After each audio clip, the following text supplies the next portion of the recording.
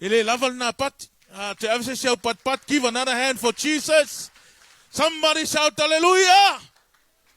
Hey, come on, man. Come on, man. Somebody shout praise the Lord. You got to be excited, man. Amen. Hallelujah. E ka kaunga e fia le ke maule vango e ke saua e ke whaalongolongo i le upu le atua. Amen. Kaunga e fia le ke saua ke rua fellowshipi ma le anganga paia. Hallelujah. Te le ilopo le a. I don't know what is the reason why you are here tonight, but I encourage you. Come tonight because you want God to speak to you. Hallelujah. Come tonight with a heart full of expectation.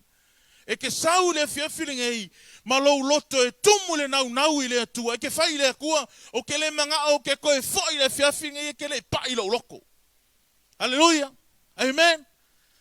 Ai le i carry on nge ke ua ngalo ya kia mua ao nga whafkai le atua nge ia vangoa ua maua. Ke le o la unga ya o koua o se whaifi au o le ke la unga ya o koua o le kou brother. Ha? Aia? A koula ma kou i o ya whirika i sau ke le brother. Ka o le puti. O le puti o ya makou. Hello puti. Ia ngā whapengala ia leo ngā makou i loinga. O le brother le mele wala au mai a. So o le anau ke la unga ki o le whiawhiringi. E leo se whaifi au. Hallelujah. A o le uso. Hallelujah. O le tuangane. Amen. Hallelujah. O le kou brother. Amen. Se o kou ipe kou ke le whia brother ia ka ika. A ea.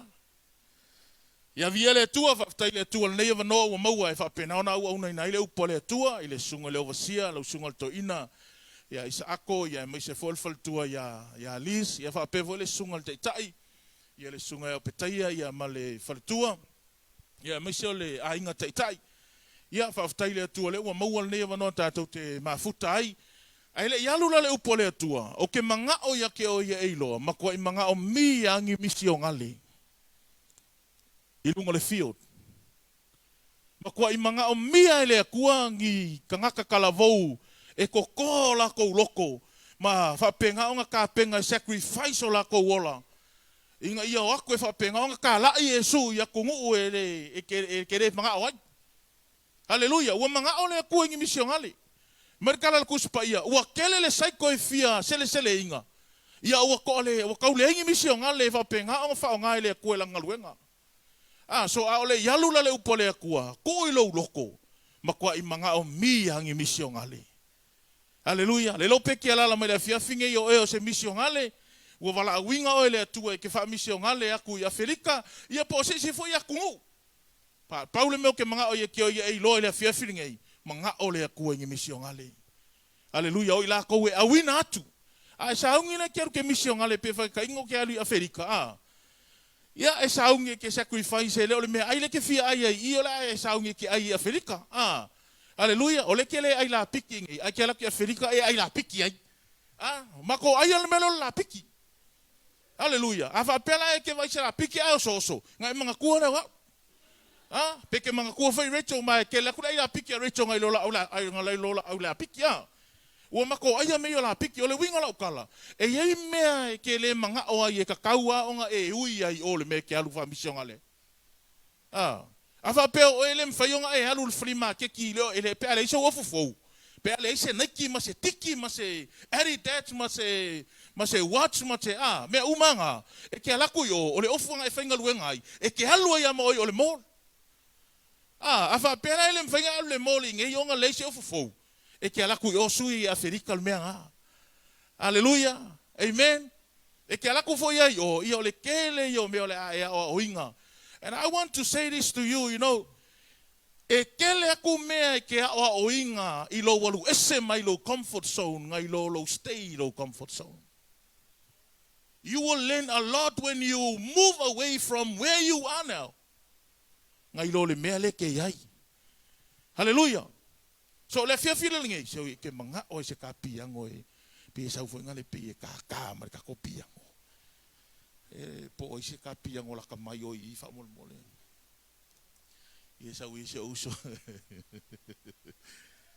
Praise the Lord. Le fia ngai o ke fia kalakalangoa I will be speaking about seeking God. Polo ngau e ke sa ili le atua. When is the last time nga e ka kaloi? When is the last time nga e whai kau e kuspa ia?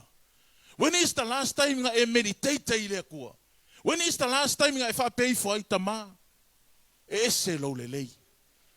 E se lo matangofi. When is the last time nga e whai ele mea nga? Le fia whiringa i. Ke mga o ki wha mahalosia ki o ile mele o lo sa ili i le atua. Ai se aelenga i sa ili i le atua. O le hara kaimi e ke sa ili i le atua. A o le ha fo i le mafuanga e le yonga e sa ili i le atua. Some people, they always say you are the future of the kingdom of God. But tonight I want to tell you that you need to know your purpose in life while you are single. A o e iai leo langa talavou, e te mana o mia lo iloa ina o lou vala awina. E ke sa vali lai o le fai le kai me fai e lo ko lua. E ke le alu empty, e ke alu ma le purpose. When you know your purpose in life, in Christ, when you move to another level of life, you are not going there empty, but you are going there with your purpose in Christ. O le sila kai miwa e ma fau fau. Whakoa e ngau e sa ili lau purpose i ngau a whailo ko alua. Whakoa e ngau e sa ili lau purpose i ngau e makua. Whakoa e mangao e kei loa le menga wala aua yo le kua i ngau e ko inga peke ki a kongo ia peke whaifi au foi. O le afiafiringa yu ke mangao ia e loa. O lo whaakali mai le kua ia ke o e ke sa ili aku ia ke ia. Se i whai loa e le kua le mafuanga o the purpose of your existence. Because you are not here by accident. E maali e o ke alu, o ke sau mangi mai sambo, o ke reiro ingi lisi. E sko whaalongo mai le loko le mele loko. Le wha ngofo mele wali ango makawa, ia lau kalmo yaso ia. Oh, sorry. A laku le launga ingi lisi ke wa ia umal mako whekangi singa, ia uma kui whamai, mai Matthew, e se lau kala fo inga le sa whai lau launga le ingi lisi. Ai tea, o lai kama whai la ingi lisi.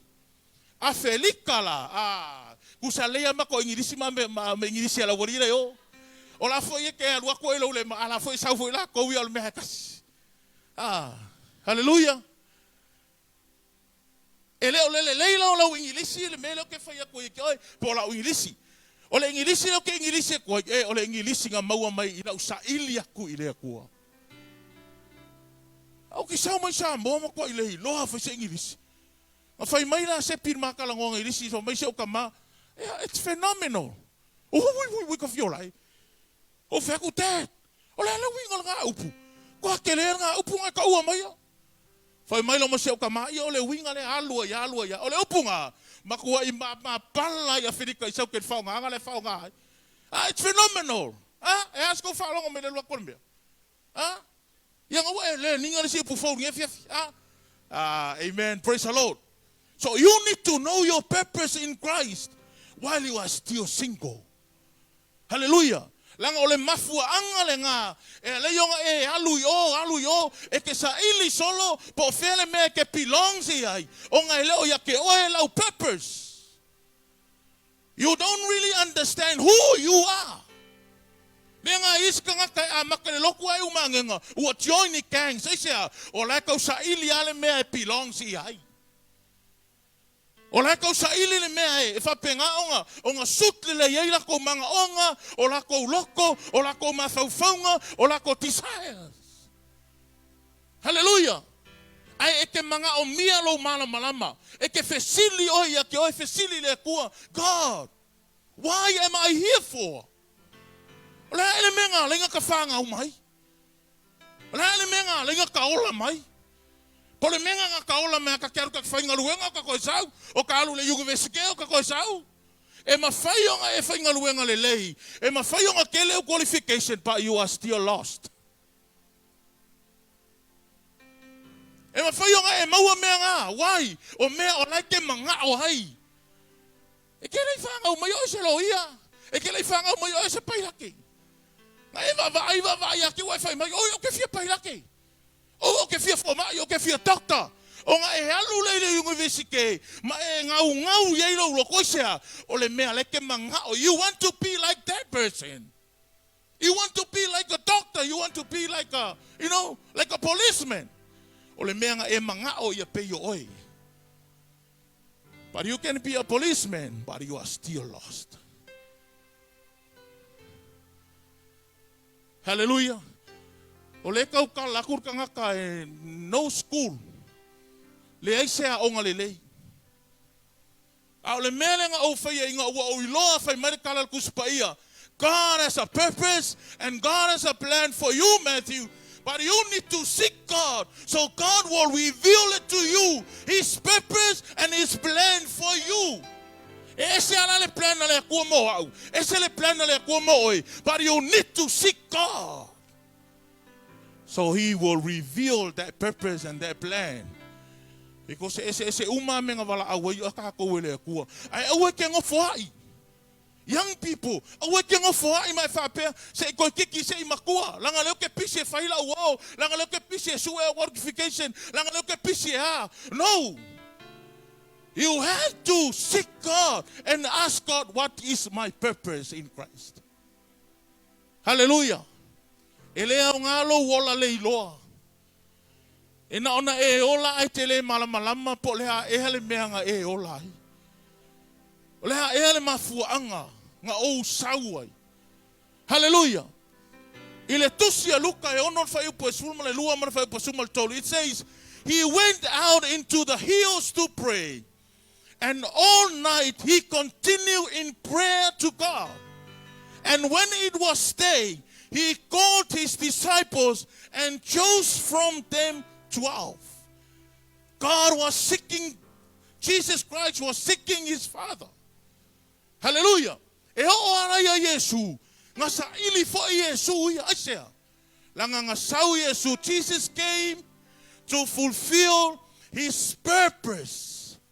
Nga sau Yesu e whaatau nuu lana polo kalame ilona ho langa. Ke iloi, a e hoki ele i kaungu na polo kalame ele e kua ilo o langa. Ma i maulo wola. Ma i maulo wola pe a e hoki po ke hoki ele i whakaungu ua le mafuanga ngā lenga e whangau mai. Ke eo whangau mai. Ke eo whangau mai ska mo Matthew. A hoki la Matthew ele i whakaungu ua le pepes ngā lenga whangau mai. Oh. Ma i mau a calling e kai minga o sauai. O le whesili la. Seeking God. Why? Ai se ana me lenga o ngau e sa ili le kua. O le me lenga e fia sa ili le kua. Le me lenga o manga o mia sa ili le kua. First one, to fulfill one of the purposes of our existence. Lengo whakoi. This is the other reason why ngā lenga create o le kua, ma whaia le kua o ilonga whakusa, inga ia e sa ili aku ia ke hia. Hallelujah. You are sitting here as a young woman and as a young lady, as a single boy, hallelujah, thinking that, I have to wait until I get old. No. This is one of the reasons why ngā lenga au mai o le kua, ia fulfill le si purpose lea, o low existence o lea, o le siko lea kua. Amen. Ko akele kala vau Samoa ua ufa longo ua oi kengi. Ko akele kala vau Samoa, le lo loku ha ua makua ile koe manga ngao ile kua. Ko akele kala vau Samoa, la o mai ile loku a ile o le focus la ua iai o le vala awinga. Hallelujah. O lesi le mea e le onga mga o mia lo sa ili le kua. Langa o lo vala awinga e mga o mia lo sa ili le kua se i whaasoa mai e le kua lo vala awinga. Amen. Hallelujah. Ia nga maha foi ma ua ia. Pe o lengo fa makalainga. Ele ai ma se ma fau a me ole a aku ia felika i sauke ole a fa fesanga ia mangi talent ele i ma fau inga. Ai o aku ia felika o ka pe ole maunga le kekele o ngei mea ua ui ai. A mai le kua ia. E iai le mea lilo lo wala winga. Ele au mai ele kua lo wala winga le kaimi e kasi. And this is the reason why lenga o mga umia lo axpe ile kua se au mai ile kua le kaimilea se au mai ile kua le melea se fa solo mai ile kua me mga umia o nga usavali ai sea langa ile ka ua o lo sau le la lo langi nge to fulfill one of the purposes of our existence. So ole hala me lenga mga umia lo siki le kua inga ia whakaungu ule mea ngā inga e sau. Inga ia whakaungu ule mea ngā inga e sau le lalo langi ngai. Hallelujah. Peo ngau whai aku, ia tele ia isi kalavau. Ele heima se kakalo. Ha? Le heima se kakalo. E vaina le mako au kalavau yo. Ah. Ole mako au kalavau yo, e kumui ka maiki e lengi maa kua. E kumui ka maiki e whioki maa kua. E kumui ka maiki e maki kiva a inga. E kumui ka maiki e le aingia o onga. Ke vai a lainga mai ngai ka mai ke o mai marako lava e o mai e kuloa e u ai ki ngare u e fusia isia langa le mafua anga nga lainga vala awinga I kako ia le lopo le ke ngofo mai ke le fia fusia se kanga ka u se kanga ka e makua I e le fia manga on mangongi longa ofu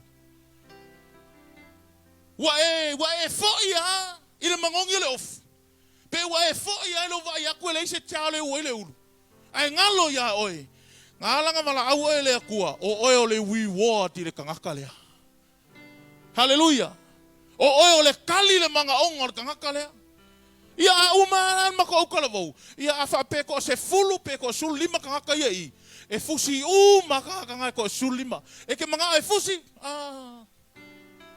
ai onga ole vala au le akua ma le alofa le akua. Hallelujah. Amen. Avala aula o ele akua. E ka kau fo yonga yaki o ele alofa le atua. Talavou. O le ana mafuanga ele yonga mga o sa ili le akua. Out of heart desire. Ke loenga ma speak ka nga po I lesi ya sofangau. O faku I si uso le o faku uso. E yai o desire. E yai desire o makua mo oe. E yai desire o launga luenga mo oe. E yai fo yo oe a desire. But o lau fo kuanga ia ke oe, let God desire be your desire. Hallelujah. O le fo ke ngofo me le fia firingei. O le kasi le mea mga o mielo sa ili le akua. Inga ia awange I uma e lo olanga. Nga le whakaungu uinga o mga onga. Ai le whakaungu one mga onga o le akua. Amen. Langa wakele ka ngaka ua ola. Whakaungu lako mga onga. Ai leave aside le mga onga o le akua. Amen. Pa fai mai le akua, o ke fia manga o se kangaka, e ngau e sa ili mai, se ia o fai loa I ai le mea leo ke manga o ai. A ele sa ili le akua, mau le sa ili fo I le akua. I'm telling you, e ke lost mai ai le amakanga o ai le fai unga, I sea. Langa ele o oe ke malamalama, o le akua e faa malamalama inga oe. E ala I lo wala winga. Le ka ko fai pese o ka le manga yor ka ko fai pese ma ka ngo fio vi ingo le tua praise the Lord e vai oi ia e ola e fa ka ngu manga onga o le akua ia o ola e fa ka ngu manga onga o le akua ko sa pe ke kalavou ko sa pe fai mai ka ngaka lo me ka kala kiki fai no way o le o ke ola e fa ka ngu manga onga o le akua. Ua manga ole akua I kalavou, la kou ke whakaungu uinga longa manga onga. Ar fesili la, o ai le manga onga le ke whakaungu uar kei miringe. O le manga onga o lou kama, o le manga onga o lou ainga, po le manga onga o oe lava ia, po le mea foi o le anga e savali o le whakaungu a manga onga le whainga luanga ia ke oe. God is waiting for you. O lo whakali le kua I kangaka e whakaungu uinga longa manga onga. O le ana manga onga o le atua, iau kou o aku e whaingu umalava maso o papa kiso risua wharkama, le alo ma le nganga paia. When is the last time nga e whai e se sika ngaka o lakalaka nge ake oe? Brother, sister, God loves you. Jesus died for you. Ua ngalo I kersiango, o ngā kau I kangaka le mafuaanga o loua o mai I ngei. O loua o mai I ngei, o le mafuaanga I kangaka ngā maliu mo oe. O lala manga ole akua I se kangaka, e ngake ka ua akua, longa manga onga, aisea, langa ole whaku ka ole akua, ole kangaka lele I loa le lalolangi, wai, Ale wa e lo ai a ngoa mai Yesu ele alu le ole fa. Hallelujah. Mga o mia la lo sa ili le kua. Inga ia fa iloa le kua. Longa mga onga ia avea mo mga onga. Maka ngofie ia le mele o lo move mga onga o le kua. Hallelujah. Pei fo yonga ufa yaku ya o ko. Ma o yonga o le kolua kau sanga ngaku ma ke o ai. Au afia nge kau sanga le ko ama mai. Ongo le la savari le fiku kau sanga. Asia, fa mai va ngana yo o le la kofi o lua ma fa yaku o ile o le menga ma mai e fa mai o le usika ile me kau. Leave aside ma mga onga ma ke koe foi mai. Ai fai le meu fai mai e ile akua. Kei loi. A e olai mga onga o le akua. E whaava ai fo iaka ngaka i le manguia o le akua i lunga ia ke oi. Amen. Hallelujah. Ma ngai ale mele o le olai mga onga o le atua. E ai fo iau ai ia mga onga. Ai a surrender la o mga onga i lunga o le atua. Hallelujah. Onga saule o le akua e whakau nguu o mga onga inga ia vi ia i o ia whai mai a. Fia o le akua onga whaia le akua me manga o ia ilo loko. O lai ke pisi e whakau nguu mga onga o le akua. A lai pisi le akua e whakau nguu mga onga o lo loko. Amen. Salamo e ono sumal tolu whai po momo. Lea tuai, o lo ua tua lava oi, o te ala sa ili ia te oi, o fia inu lo nganga ia te oi, o o matua nau atu ia te oi, ile nuu nau mati, e lai loa ai, e le aini vai. Hoi mai kala ka malo ka vika. O le kangaka ngau e sa ili le akua mai longa loko. Whai mai le akua, o ke ala sa ili ia ke oi le kai au. O ke ngau e sa ili ia ke oi kaimi uma. E manga o lo loko e le nga lala lo loko ia ke oi le atua. Aisea, ilo le leia ka vika longa wala winga. Ilo le leia ka vika o ia i luma o le atua. Amen. O le kasi le mga onga. Mafuanga e leia onga mga o mia lo sa ili le atua. Whapelo ma fau. O le ale meka o sa ili le akua. O le ale meka o sa ili le akua. Inga ua e wha mua inga le akua. I so se mea lava o lo wolanga. Inga ua e ko ua le akua number 1. A o le kaimi o whaiunga e number 1 le akua. A o le kaimi e whapenga o wha soa ilo mangaku e number 1 le akua. So se mea lava i ke whaia e ku ua e oe le akua e mua. So se mea foi pou e iloa le mea le ke lue whai. E ke whaia i le akua o ke mga o mia lava oe. Ma oi la loi Wellington ele ko mama yang po. Ang ngafi. Ma o ave Marcus Polau yo ile embassy a South Africa. Ma ima visa. Vile ko ngi usila, fa mala ngi usila. Ele ma fayo ngalua oi o kilangi au ngo mangi passport. Ava pe ingi do la isenga ya manga ya asu aku ngar kasi la isenga richo. O lo le poma kala ngo ma fa yaku ka o e ka u le ku. Ele ma fain ka ngo fo ya i Wellington ele inka ai ngi. Fa mai la ngi usila, ele ma fain ngalu o e manga o mia passport. Ma o lo ma ka kalo fa ku le ku. Ele ngi passport. Nga wa we ele la isenga, ele isa ke pepa fa nga o Rachel ai nga o kilangi. Ai o lewa mga o mia ma o kilangi. Mele ka o ku pe ya ke o e fa mole mga o mia lo so so. Ia o whakula ia Rachel, ia ka aolo mlai waalele kai au. Ma o mai lo mlai waalele. Ma o mai a ma o, ile si ka malo anga, la e pisi a ka malo anga e whai anga. Anga mo mea nga o anga, ke le lupo aka ungo nga mea. A la ia ile si whafinge nga, la e vangoa me risi piko. Ma kuku, ele ango mea ka malo le ia maua. Whai mai Rachel, se ka aolo whafinge rale. Ia ma olo whafinge ra. Anga ma waku ai ofa, ma kuku ilo mo whafinge, wha marifinge. Fe lua ticket. O ia fe le lua ticket. Faali ko market fongi.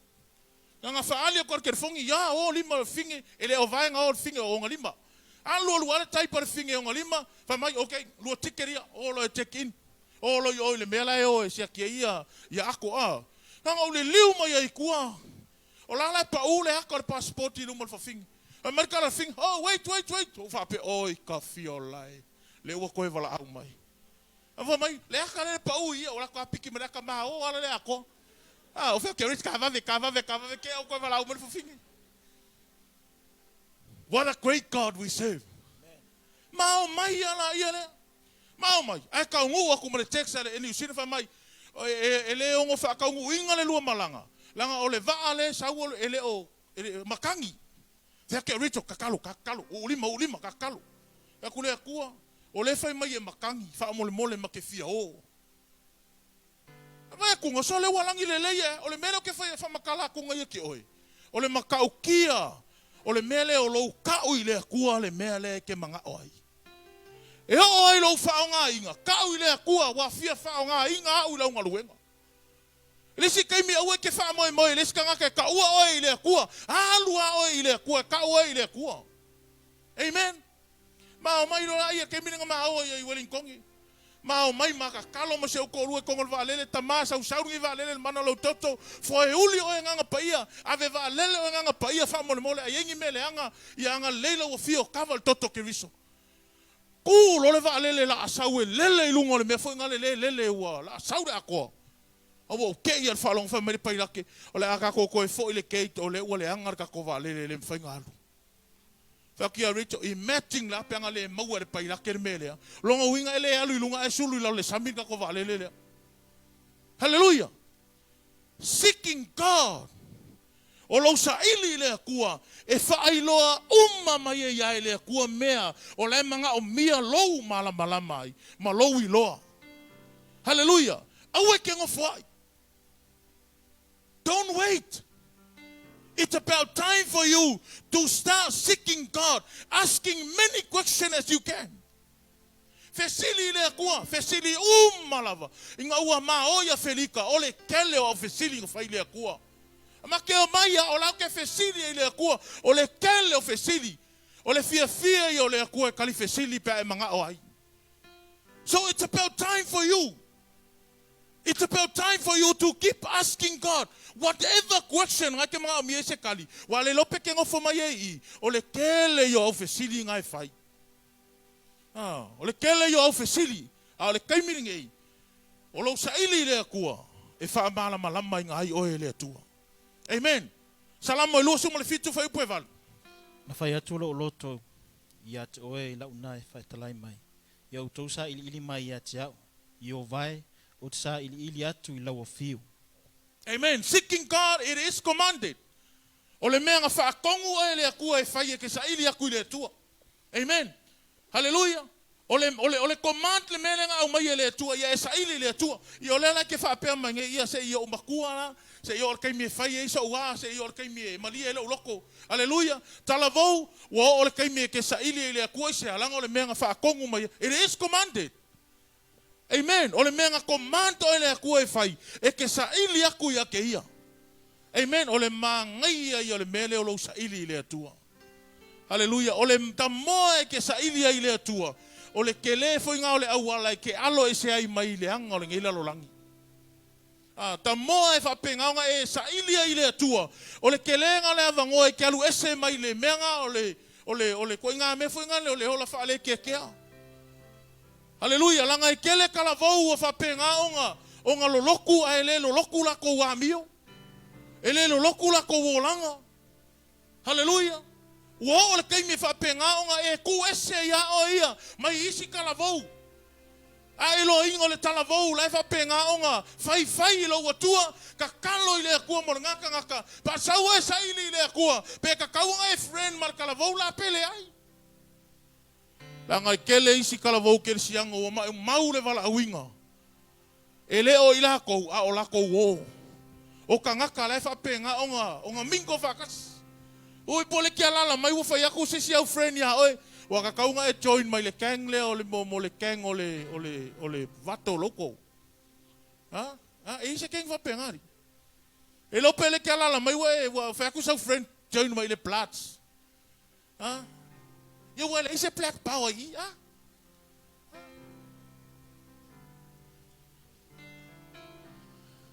I a fai foi ngau e ke join le mangoma pa pol black power le lau fai aku e le ole plan nga le aku mo Ele ole porkalame ngā le atua mo e ke join in gangs. Ele ole plan ngā le akua ia ke oe ke alu e whapenga o ngā whamisa. Ele ole plan ngā le akua ia ke oe ke alu e ke ngoi. Ele ole plan ngā le akua ia ke oe ke alu e whaingi mea e mai mau ai o le ngoa le lei o mātua. That is not God's plan for you. That's the reason why ele o ngā o mia lau sa ili le akua. Ke lo e kalavou, ole kaimi le o kalavou, ole kaimi piko sili a lenga le fia vivi e o kalavou kangaka.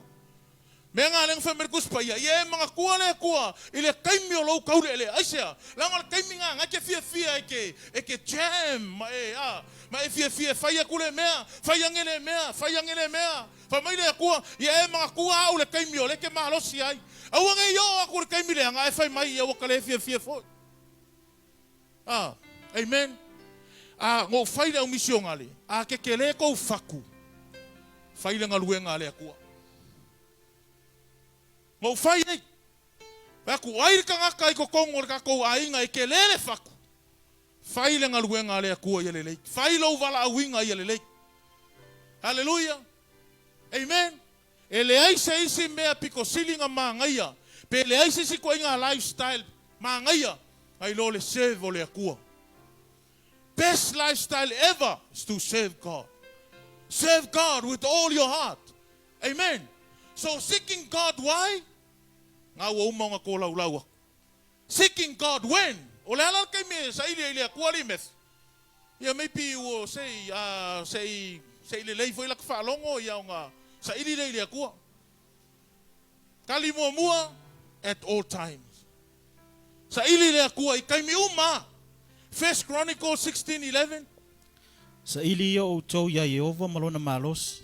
Sa ili ia te ia aua le au noa. Amen. Whamai sa ili le atua aua le au noa at all times. Kai mi umai ka kaunga e sa ili le atua. Ele o kai mi foi ngale ngā o ngā ela vea ai mo meo o fusuanga foi ngale e sa ili lo le akua tama le ua whainga foi ke lako nge foi fasia o le ki ngā malo ka maisia anga le ua mau mali poki ngā whaamisa i o le aonga. O kai mi uma pelelei sa ili le atua. Ke lo ko war sa ili ngai le akua e fe sosoangi e ngake ave e se inga oe mai lei ale fili. Nanga ole ke ngofo mai ole fo ke kuku aku ole takera ki Apollo ole destroy o kangaka ia kalavou langa lairo ki Apollo once ke malama ile kola le akua ilo wo langa ole a fainga ilonga malo aisea anga fo yo mala aua le akua e destroy le malo ki Apollo. Amen. A kelera lo faku pe kelera lo roko ave lo wola e seva ile akua. Amen. Amen. A ke le lo kangaka I kokongu, fai le akua, lo wola le amoe. Ko ula wola I lungo le whakawhai kaulanga. Se vai le atua. Amen. At all times. Io ke le lopo le kaiminga e kakalo ai ngai aso penga I se kaiminga e kakalo. Vi ia le atua, leo ke vai akur ko pula main ko kakalo uma le aso nge. Kasi kakalo ke vai akpi le kalo ke le ka ua ko le ngo ke alu text mai oi. Le la walu mala ngumela o texa kule o era e pula mai fa pe ki nga kere kalu par viele tu hallelujah while God may be found Isaia lima fa puono le la umar ka kola Yo tosa ili ya Yehova manu o mafayo na maua o ia fa mai yo kosa ili ya Yehova mangu o mafayo nga maua o ia hallelujah longa winga e ka mai ai e ele kai mile au kala vau ele ko e maua ile akua ele ko e mafayo nga e ko sa ili ia le akua ele ke mawhaia ngai ka kalo akua e kali mai le akua. E ele kaiminga o lo anga I mai. Le ua umonga na unga inga ku ser whaalinga. O le ka kou ke anga I aku. I kaimi whainga ka. So we don't have to act normal because our world is not even normal anymore. Ele o ko yeile lalo langi le me le sai ai. E pule a oe wa vai ele kaiminga. Ma ko wofa ka ule me ai mwana wa lele. A vaku le cash ai whai mai. Ua le koe mga o miangi cash. Nga ole kātale mea lai mga umia. Ole ane mea le ua ngai mai. Ole ua ngai mai le aku e whakau ngūlang por kalame. A o whea le mea le kei ai. A whapea ole ke whakala le. Ma e le ango ai le mea le ngai mai. O ke whaukua inga oe. I urge you tonight. O ke whau kua inga o ia koe va ai. Lo wola ma le meanga wala au ai oe le atua. Seeking God while God may be found. E iei kai me ke koe whiu ke kangi le kua awa le maua. A o le kai merengei. O lo maua le kua. Ua ka kauanga ngau au e whapenga o nga sa ili a keia. Ka kauanga ngau e sa ili le atua. Hallelujah. Amen. Ia a whapena e whesiri a kua le hale mele ke sa ilia. O le hale mele ke sa ilia. O leo ke sa ilia anga ia umeia. E le o iloa mai a sesi ai anga ia umeia ke sa ilia.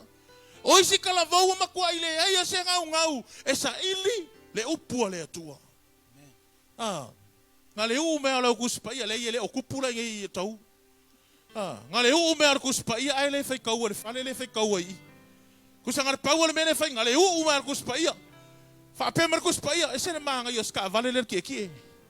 Nga le alu ai o ya au mai. Alu i o au mai. Alu i o au mai. Maa ngai o ska vale le kie. Au ngai a vea o se kersiango e ke uu kuspaia. Ai a vea o se kalavau e ke fai kau kuspaia. Amen. Mea ngai linga le mga orki Apollo e ke whai kaua le upo le atua. Ai sea. Langa le kaimi e ke understand ai le mele ko kongu i le whako le atua. O i ngā fo i e ese i lau wa ai le lalolangi, ese lau wa ai le akua. Isi kaimi wa kukusa le wa ai ar kersiango le lalolangi malanga wa ai le akua. A o ila, e ngake ave esea, ngake kawa vai ese inga, lau wa ai le lalolangi ma lau wa ai le akua. Wa o kaimi wa kauanga e wa ai le akua seriously. Wa kauanga e wa ai lau whaonga inga seriously.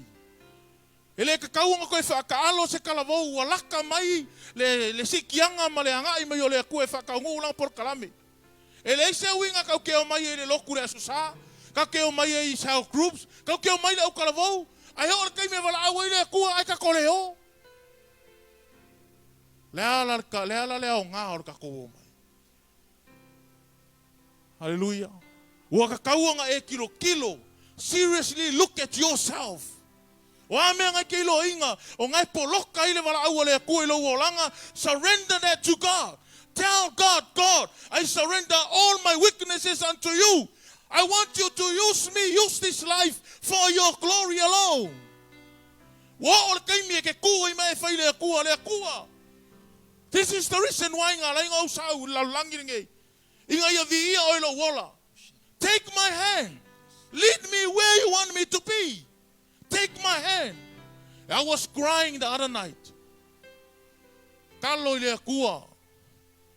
Ola o kalanga nga whai le akua. Lord, take my hand. Lead me where you want me to be. Aisea, o wawilo. Ilo ngā lue ia whirika isa ke wawilo. Ele ai seise mea o ke mangui ai. Ele ai seise mea e whaamali e inga lau loko. Ngai lo le au ngai le akua.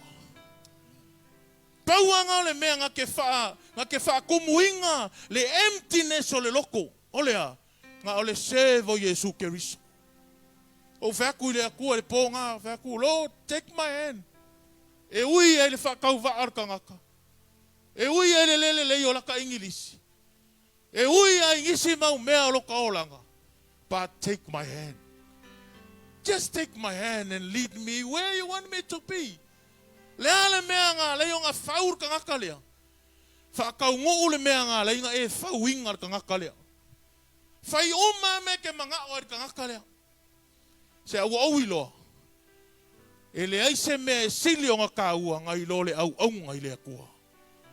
Kalavou, e le aise lifestyle better than serving God from all your heart, from the bottom of our heart. Wa o kaimi e ka kaunga e alofa i lea kua. Wa o kaimi o ka kaunga e whape e whai lau loko. O hai e anga maliu moa. O lea ene mea wa leonga au sa o loko. O lea ene mea wa au maua i leo le whaavavau. O lea ene mea fua anga wa leonga au access le presence o lea kua. O le ale mea au ka langa aku e langonga e le akua. O le ale mea au kangi e pai mai. O le ale mea wha mawhanga ai. O ai ea. When you ask those questions, o ngā saule o le akua e wha malama oe. Langa e manga o le akua ia ki oe. O le kua kurkangaka ele o koe mga o ile ainga. A le o kau kala kure fia firinge asia. Ele mga o ile ainga ai mga o ile kua. No matter what people say about you, what are their opinions about you? Ele suia ile wala au le kua ingi fa makalanga kangaka e fai ki oi. Fai mai le mako ainga fai mai kangaka ia kia we Matthew, you are ugly. You are so stupid. Le iloa ko inga o langa ke o lai. Le ai so lu mangai. Ya kar pungo wai lalom makalia. Ia mo I lava kala kangaka ngai. Mo I ala ko kalang fai. Ai inga ua o wi loa. Fai mai le kua e iei lau polo kalame ia ke oi.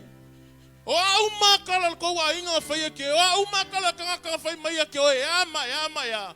Ele suia ai lo loko nga la yo o fauinga oi. E iei lau plan ia ke oi. Ma o ke manga o ia ke oi. Pau o lea. Ye ele manga o ia ke oi. Ya si elo lima ile aso. Luas fulma le lima o fe puali lua fe mal kolu o fe aku ile akua. Ma o sau mai le ai o se mea. O le fo yo ke ku le ai o se mea. Pare e ofa kulo wola mo e nga wa nga ku luma o le open air. Ale kai mila la kau I lo ua. Luma le ma ke ki le kumu kangaka. Ai o ku ai o fe aku le akua. A fai ai moi. E iei lau pola kalame, whao ngā le ola le. So where I am now, it's the decision I make before. E ave lo ola ile akua. You know what? One decision can change your life upside down. One decision can change your life completely. E iei alau whai unga I ka kaunga whai. Langa mga ole akua I ke whaia se decision. Se ia sau inga I e whaaka moe lou vala awinga. One decision.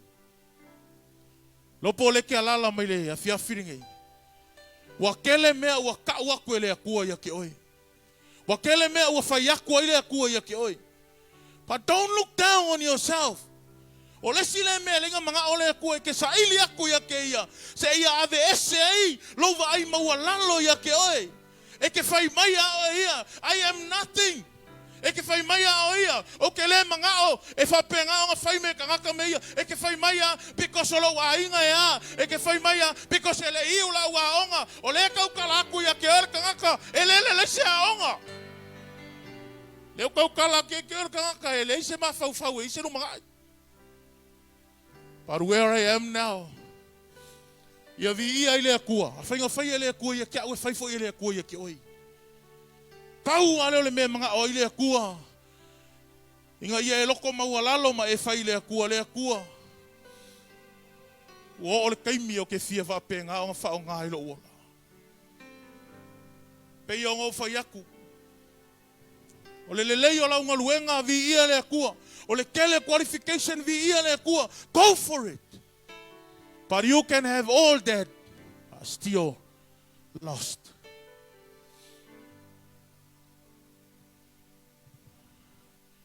Me whai o ngā e maua le whale a le avea maua inga. O le alanga whai mai ele akua le kusia mākai o e lua whaavai. O le onge, whaavai lungo le onge malungo le papa. O whaavai o mai e lua e ia me kukupu ai. Ai o ke whau kua inga oe le talavou le awhia whilingi. Au ange ia vea lau career. E whai ma whaavai o lo wola. Au ange ia vea o qualification e whai ma whaavai o lo wola. Ai ia vea lo wala a winga e whai ma whaavai o lo wola. Langa o lo wala a winga o lo a inga. O lo wala a winga o lo a inga lea. Ma ko woia wherika u whai aku o kako a inga o lo kako wala a winga. Wheane me ua ave ei kako ele akua. A kako wheokia ia ia wherika o lo kako a inga o lo kako wala a winga. O whea foi le mea e wala aua i oile atua o lou a inga o lou wala a winga. Seeking God. O le mea ua mga o mia e oile talavohu. Ko e kūkasi are ka ofi. Koe kukasia ka ofi. Koe kukasia. Langa yei si kai mi wa e alua. A wa e leiloa wa e se ese ma le mea mga o ile akua ia ki oi. Koe kukasia ka ofi ma koe sa ili leli. A ile akua o le ale mea e ke mga o e ke whaia moa. Fa o ngale ola lea. Le ke alala mai le opo oio seisi misi o ngale. Le ke alala mai o lopo oio seisi whaife au. Le ke alala mai le lopo oio seisi kangaka ya o le upo le atua. Hallelujah. You can be a lawyer, you can be a pilot, you can be a pastor. Ai ia avea le wala awinga, avea mawha avai o lo ola. Langa o lou wala awinga, o le akua soifua. Amen. Don't look down on yourself o umar ka kola unga. Papea fo ngai ke he ta onga ngi kala ka ngaka u whaia ke oi. Whai mai you ugly or what? It's about time for you to get rid of that. Moving forward, moving on. Hallelujah. Ele whaia e kala ka ngaka lo rumangai. Ele whaia e kala ka ngaka lo wala uinga ma lo wha uinga. A wo o le kai me whapenga e kulai ai. Stop saying negative stuff to you. It's about time for you to speak positive over your life and over your calling. Amen. Nei se mea sili ngai lor sa ili atu ile atua. Tātou tūla i nei e fiafi. Praise the Lord.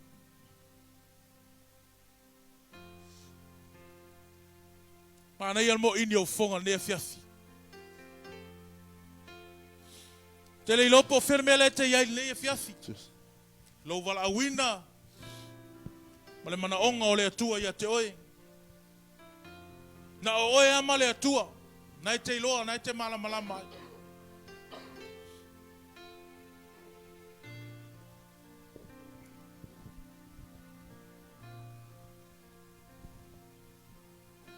Thank you, Jesus.